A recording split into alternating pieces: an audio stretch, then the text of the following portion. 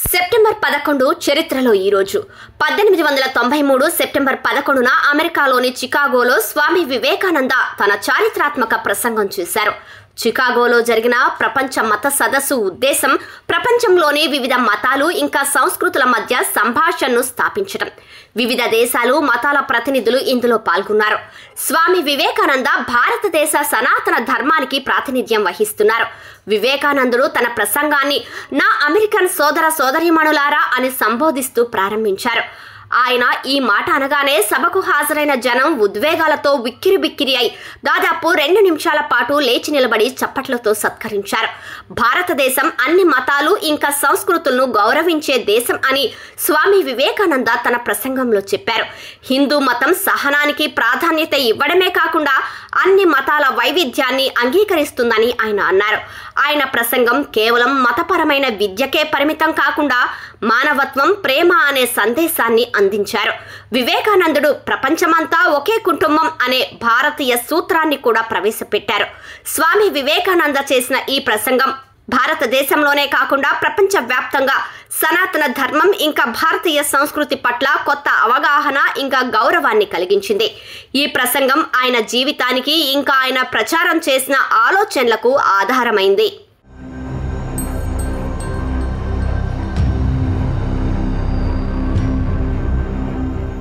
1965 September 11న భారత సైన్యం పాకిస్తాన్లోని లాహోర్ సమీపంలో ఉన్న బుర్కీ నగరాన్ని స్వాధీనం చేసుకుంది.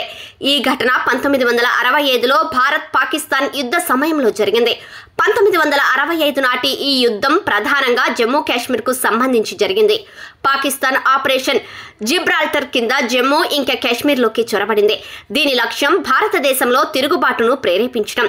దీనికి ప్రతిగా భారత సైన్యం పాకిస్తాన్పై భారీ సైనిక చర్యను ప్రారంభించింది. 1965 సెప్టెంబర్ 11న 7వ పదాతి దళ విభాగం నేతృత్వంలో భారత సైన్యం బుర్కీపై దాడి చేసింది. లాహోర్ నుండి బుర్కీ నగరం కేవలం 13 కిలోమీటర్ల దూరంలో ఉంది.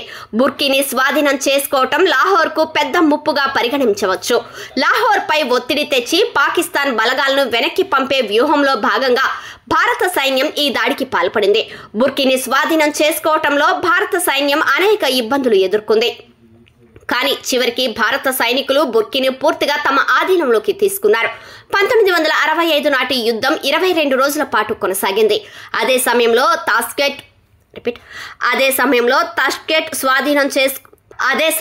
తాష్కెట్ ఒప్పందం ప్రకారం బుర్కీ ఇంకా ఇతర ప్రాంతాలు స్వాధీనం చేసుకున్న ప్రదేశాలు కాల్పుల విరమణ తర్వాత పాకిస్తాన్కు తిరిగి ఇవ్వబడ్డాయి.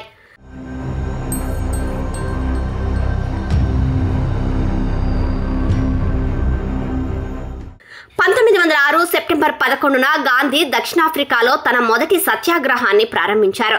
జోహాన్స్బర్గ్లోని ఒక థియేటర్లో 3000 మంది భారతీయులు గుమ్మిగూడే ముందు ప్రసంగించిన గాంధీ దక్షిణాఫ్రికాలో జాత్యహంకార విధానాలకు నిరసనగా అహింసాత్మక ప్రతిఘటన వ్యూహాన్ని వివరించారు. సత్యాగ్రహానికి ధన్యవాదాలు. గాంధీ దక్షిణాఫ్రికాలో అనేక ఉద్యమాలను విజయవంతంగా నడిపించారు. ఇంకా అక్కడ వర్ణ వివక్ష ప్రభుత్వాన్ని అణిచివేయటంలో కూడా విజయం సాధించారు. 1906లో దక్షిణాఫ్రికా ప్రభుత్వం కొత్త చట్టాన్ని రూపొందించింది. ఈ చట్టంలో భారతీయ సంతతికి చెందిన వారికి రిజిస్ట్రేషన్ తప్పనిసరి చేయబడింది. ఆ తర్వాత గాంధీ నిరసన కోసం అహింసను ఉపయోగించాలని సూచించారు. ఈ పోరాటం 7 ఏళ్ల పాటు కొనసాగింది. దక్షిణాఫ్రికా కూడా ఆ సమయంలో బ్రిటిష్ వారిచే పాలించబడింది. ఇంకా వారు సమ్మె చేయటం, నమోదు చేయటానికి నిరాకరించడం, రిజిస్ట్రేషన్ కార్డులను తగలబెట్టడం ఇంకా ప్రదర్శనలు చేసినందుకు వేలాది మంది భారతీయులను జైల్లో పెట్టారు.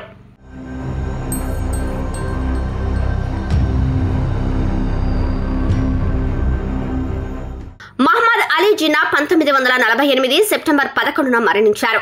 ఆయన పాకిస్తాన్ వ్యవస్థాపకుడు ఇంకా మొదటి గవర్నర్ జనరల్. జిన్నా తన రాజకీయ ప్రయాణాన్ని భారత జాతీయ కాంగ్రెస్ తో ప్రారంభించారు. ప్రారంభంలో ఆయన హిందూ ముస్లిం ఐక్యతకు ప్రాధాన్యత ఇచ్చారు. ఇంకా భారత స్వాతంత్ర్య పోరాటంలో గాంధీతో కలిసి పనిచేశారు. అయితే కాలంతో పాటు జిన్నా ఆలోచన విధానం మారిపోయింది. ఆ తర్వాత హిందువులు ఇంకా ముస్లింల రాజకీయ ఆంక్షలు వేరువేరుగా ఉన్నాయని, 2 వర్గాలకు ప్రత్యేక ప్రత్యేక దేశం అవసరమని ఆయన నిర్ణయానికి వచ్చారు. ఈ ఆలోచన ఆధారంగా ఆయన ముస్లిం లీగ్కు నాయకత్వం వహించారు. ఇంకా 2 దేశ సిద్ధాంతాలకి మద్దతు ఇచ్చారు. దేశంలో హిందువులు, ముస్లింలు 2 వేర్వేరు వర్గాలు, ఇంకా వారు ఒకే రాష్ట్రంలో కలిసి జీవించలేరు. 1947 ఆగస్టు 15న భారతదేశం విభజించబడింది. ఇంకా పాకిస్తాన్ ఏర్పడింది. మహ్మద్ అలీ జిన్నా పాకిస్తాన్ మొదటి గవర్నర్ జనరల్ అయ్యారు. జిన్నాను ఫండమెంటలిస్ట్ ముస్లింగా చూడవచ్చు.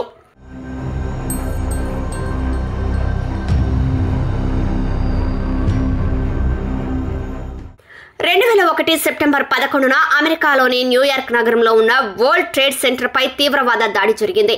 ఈ సంఘటనను 9/11 అంటారు. ఈ దాడిని అల్ ఖైదా అనే ఉగ్రవాద సంస్థ ప్లాన్ చేసింది. అల్ ఖైదా అధినేత ఒసామా బిన్ లాడెన్ ఈ దాడికి పాల్పడ్డారు. 2001 సెప్టెంబర్ 11న ఉదయం 11 మంది ఉగ్రవాదులు 4 వాణిజ్య విమానాలను హైజాక్ చేశారు. ఈ విమానాలను ఆయుధాలుగా ఉపయోగించారు. అమెరికన్ ఎయిర్లైన్స్ ఫ్లైట్ 11ని ఉగ్రవాదులు హైజాక్ చేసి ఉదయం 8:46 వరల్డ్ ట్రేడ్ సెంటర్లోని నార్త్ టవర్ పై కుప్పకూలేలా చేశారు. ఆ తరువాత యునైటెడ్ ఎయిర్లైన్స్ ఫ్లైట్ 175 కూడా హైజాక్ చేయబడింది. ఇంకా ఉదయం 9:03 world trade centre south tower లో కూలిపోయింది. అమెరికన్ ఎయిర్లైన్స్ ఫ్లైట్ 77 వాషింగ్టన్ డీసీలో దిగింది. ఉదయం 9:37 పెంటగాన్ ను ఢీకొట్టింది. ఇది కాకుండా యునైటెడ్ ఎయిర్లైన్స్ ఫ్లైట్ 93 లక్ష్యం వాషింగ్టన్ డీసీ. ఇది యుఎస్ పార్లమెంట్ భవనం లేదా వైట్ హౌస్ ను ఢీకొట్టాలని భావించారు. అయితే ప్రయాణికులు విమానాన్ని ఉగ్రవాదుల నియంత్రణ నుండి తీసుకున్నారు. పెన్సిల్వేనియాలోని బహిరంగ మైదానంలో ఉదయం 10:03 విమానం కూలిపోయింది. ఈ దాడిలో దాదాపు 3,000 మంది చనిపోయారు.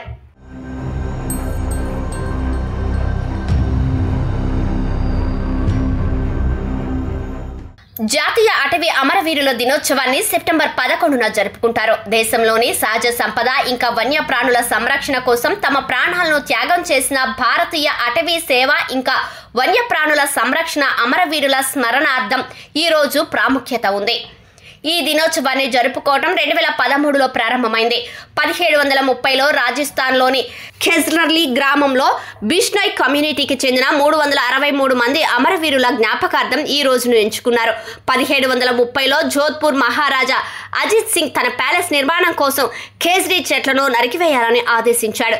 ఖేజ్రీ చెట్ను బిష్నాయ్ కమ్యూనిటీ ఎంతో గౌరవించింది. ఇంకా వారు దానిని జీవితానికి ఆధారం అని భావించారు. మహారాజా సైనికులు చెట్లను నరికివేయడానికి ప్రయత్నించినప్పుడు బిష్నాయ్ వర్గానికి చెందిన ప్రజలు వారిని వ్యతిరేకించారు. అమృతాదేవి నాయకత్వంలో ఈ సంఘం వారి ప్రాణాలను పట్టించుకోకుండా చెట్లను రక్షించాలని సంకల్పించింది. అమృతాదేవి ఇంకా ఆమె 3 పిల్లలతో సహా మొత్తం 363 మంది బిష్నాయ్లు చెట్లను కౌగిలించుకొని ప్రాణాలు కోల్పోయారు. అయితే చెట్లను నరికివేయడానికి అనుమతించలేదు.